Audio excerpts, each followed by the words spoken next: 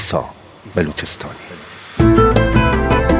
یادم رفتن اون یاری که دلتنگم به دیداری، مثل نقش بت گوران که بودن روش گچکاری. یادم رفتن اما یه تصویر کج و مبهم، مثل آینه ای توی شرجی که نشتن روش زنگاری. یادم رفتن اون یاری که دلتنگم به دیداری،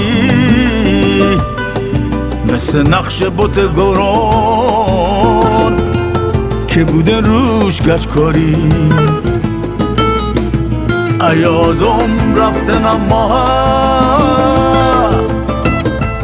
یه تصویر کج و مبهم، مثل آینه توی شرجی که نشتن روش زنگاری.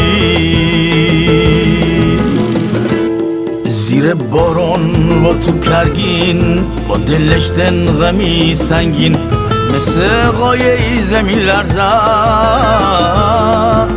که رفته زیر آواری، که رفته زیر آواری، که رفته زیر آواری، که رفته زیر آواری.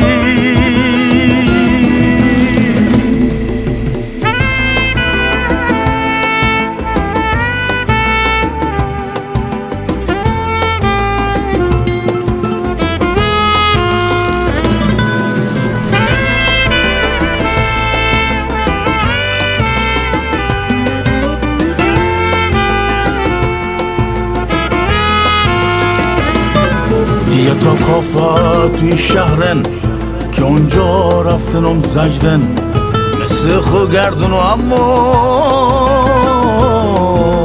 ارم اونجا تو بیداری، ارم اونجا تو بیداری، ارم اونجا تو بیداری، ارم اونجا تو بیداری. تنها سخنین نون یادی نزدیک و قابل لمسه و بیچه ذهنم پاکن، سوالی پوچ و تکراری. ادانم ها ادانم ها ادانم بین مردم ها، یعنی او هم به یادم ها، عطام به ذهن افکاری. لای لای لای لای لای لای لای لای لای لای لای لای لای